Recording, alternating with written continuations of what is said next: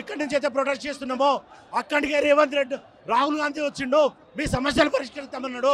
ఇదే ఇక్కడనే కూర్చున్నాడు. ఈ రోజు ఎక్కడికి పోయిండు రాహుల్ గాంధీ, ఈ రోజు ఎక్కడికి పోయిండు రేవంత్ రెడ్డి, ఈ రోజు ఎక్కడికి పోయిండు కాంగ్రెస్ నాయకులు.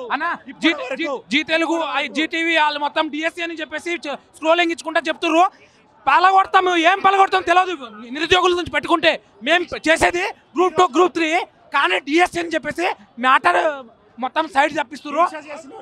చచ్చిపోతారు చెప్తున్నా, జీ తెలుగు వాళ్ళకు చెప్తున్నా. పరీక్ష చేసిన వాళ్ళు అసలు ఆస్పిరెంట్సే కాదన్నారు. మొన్న మోతీలాల్ దీక్ష చేసిండు. ఆయన అప్లికేషన్ చూడండి, ఇది కావాలనే ఇక్కడ చూడొచ్చు. మోతీలాల్ ఏదైతే తను అసలు నిరుద్యోగం కాదు, తను అసలు గ్రూప్ 1 ఎగ్జామ్ రాలేదని చెప్పి కూడా ముఖ్యమంత్రి రేవంత్ రెడ్డి చెప్పిన నేపథ్యాన్ని మనం చూస్తా ఉన్నాం. ఇక్కడ క్లియర్ కట్ గా మోతీలాల్ హాల్ టికెట్ ఇక్కడ చూపించి నిరుద్యోగులు ఆవేదన వ్యక్తం చేసిన పరిస్థితి తెలుస్తా ఉంది. మాట్లాడు. మోతీలాల్ అసలు అభ్యర్థే కాదని, నిరుద్యోగే కాదని, అసలు నిరాహార దీక్ష చేసిన వాళ్ళు ఎవరు అభ్యర్థులే కాదని, రోడ్డు మీదకి వచ్చిన వాళ్ళు అభ్యర్థులే కాదన్నారు కదా, అదే అభ్యర్థులే వచ్చారు. ఇప్పుడు మోతీలాల్ హాల్ టికెట్ మేము చూపిస్తున్నాము. ప్రతి ఒక్కరు నిరుద్యోగులే. ఏ మాత్రం గవర్నమెంట్కి చేయడానికి చిత్తశుద్ధి లేక ఢిల్లీ పరిపాలిస్తుంది. ఢిల్లీలో పోయి 17 సార్లు పోయిన సీఎం ఒక 17 నిమిషాలు మాతో చర్చించాలి. ఇదే అశోక్ నగర్కి వచ్చి రాహుల్ గాంధీ హామీ ఇచ్చారు. ఎటువంటి రాహుల్ గాంధీ ఇదే అశోక్ నగర్ వచ్చేసి రేవంత్ రెడ్డి వచ్చిండు. ఎటువంటి రేవంత్ రెడ్డి ఇప్పటికైనా ప్రభుత్వం స్పందించాలి. వెంటనే గ్రూప్ 2 పోస్ట్పోన్ వేయాలి. గ్రూప్ 2 పోస్టులు పెంచాలి, కేవలం పెంచాలి, పోస్ట్పోన్ చేయాలి. గ్రూప్ 2 ఖచ్చితంగా రాకపోతే సమ్మె ఉధృతం చేస్తాం. మేము ఇక్కడ నుంచి కదిలేదే ప్రసక్తే లేదు. ఆ రోజు గద్దె దింపి మమ్మల్ని గద్దెక్కించినాము.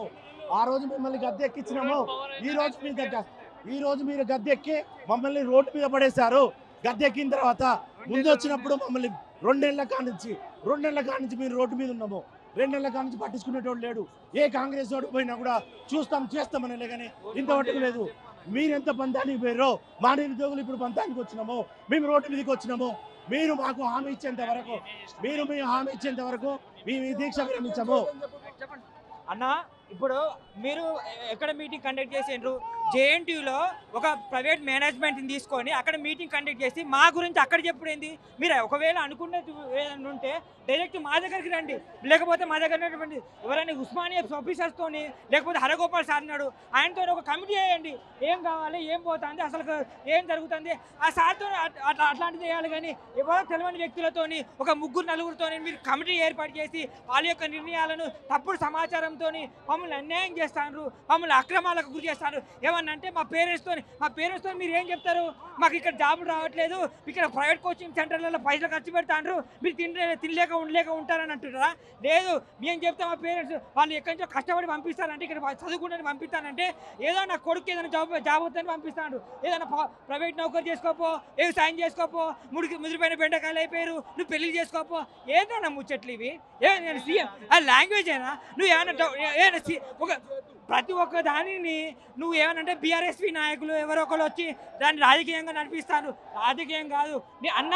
నేను ఇప్పటివరకు కూడా చెప్తానా, నా హాల్ టికెట్ చెక్ చేసుకో. నేను ఏఏడబ్ల్యూ ఎగ్జామ్ రాసినా, ఏఈ ఎగ్జామ్ రాసినా, గ్రూప్ 2 రాసినా, గ్రూప్ 1 రాసినా, ఏదైతే మీరు చెప్తున్నారో అప్పటి నుంచి రాసుకుంటూనే వస్తాను.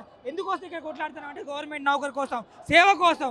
మేము ప్రజలకు సేవ చేయడానికి మేము కోసం వచ్చినాం తప్ప ఏదో మీ లెక్క రాజకీయ నాయకులు లెక్క మేము చేస్తానికి కాదు. మేము మాకు వచ్చే కాంట్రిబ్యూషన్ నీకు షెడ్యూల్ నెంబర్ 10 షెడ్యూల్ పార్టీ ఫిర్యాయింపులు చేసుకోవడానికి మాత్రం టైం దొరుకుతుంది. అది న్యాయపరమైన చిక్కులు రావు. మేము మాత్రం ఏదైనా చేస్తే మీకు న్యాయపరమైన చిక్కులు వస్తాయి. అది మా విధంగా జరిగేది. అన్యాయమా? చేస్తావా? మా ఏమనంటే పేరెంట్స్తో నువ్వేం చెప్తావు? మమ్మల్ని ఏం చేస్తావు? వాళ్ళు ఏమన్నా అంటారా? మమ్మల్ని ఏమన్నారు? అమ్మ మా పరిస్థితి ఇది, మా బతుకులు ఇవి, మాకు అక్కడ జరిగేటువంటి అన్యాయం ఇది, మాకు పోస్టులు పెంచుతున్నారు. 500 పోస్టులు ఇచ్చి 546 పోస్టులు ఇచ్చి 5,06,00,000 ఉద్యోగాలు, 5,06,00,000 మంది అప్లికేషన్స్ ఉంటే ఏ విధంగా జాబ్ కొట్టాలి? కాంపిటీషన్ ఏ విధంగా ఉన్నది? మాకు ఉన్న జాబులు ఏమో గిన్ని. మీరు పెట్టిన ఎంతో మంది అభ్యర్థులు ఎంతో సంవత్సరాల నుంచి 5-6 సంవత్సరాలు కష్టపడతారు. వాళ్ళు ఉన్నారు 2-3 సంవత్సరాల నుంచి వచ్చిన వాళ్ళు కష్టపడతారు. మేము జాబులు ఎట్లా కొట్టాలి? జాబులు ఏమో కొన్ని ఉంటాయి, నువ్వేమో ఈ విధంగా చెప్తావు. ఏ విధంగా పాసిబిలిటీ అవుతుంది? నువ్వు ఏ విధంగా చెప్తానో సీఎం రేవంత్ రెడ్డి గారు? మీరు ఇవన్నీ కాదు. మీరు ఒకవేళ మీరు కమిటీ మీకు ఒక స్పష్టమైన వివరం కావాలనుకుంటే ఉస్మానియా ఆఫీసర్లతోని, లేకపోతే గవర్నమెంట్ పాలిటెక్నిక్ లెక్చరర్లతోని, మనకు గవర్నమెంట్ ఇంజనీరింగ్ కాలేజ్ లెక్చరర్లతోని, ప్రొఫెసర్లతోని వాళ్ళతో ఒక కమిటీ వేయండి. వాళ్ళ యొక్క నిర్ణయాలు తీసుకోండి. ఎవరో రాజకీయ నాయకుల నిర్ణయాలతోని, ఎవరో ఎమ్మెల్సీ నిర్ణయాలతో మీరు తీసుకోకండి. మీరు తప్పుడు నిర్ణయాలు తీసుకుంటున్నారు, మీరు తప్పు పోతున్నారు. మీకు ఇచ్చేవాళ్ళు ఎవరో, మీకు సజెషన్స్ ఇచ్చేవాళ్ళు ఎవరో తప్పుడు మీకు సమాచారం ఇస్తాను. మేము నిరుద్యోగులం, మేము అన్యాయానికి గురైనాం, మేము నీళ్ళ కోసం అని ఒకడు వచ్చిండు, నియామకాల కోసం నువ్వు వచ్చినావు, ఇంకోటి వస్తాడు నిధులను పట్టుకొని వస్తాను అంటాడు. మాకు ఏమొద్దు, మాకు నియామకాలు కావాలి.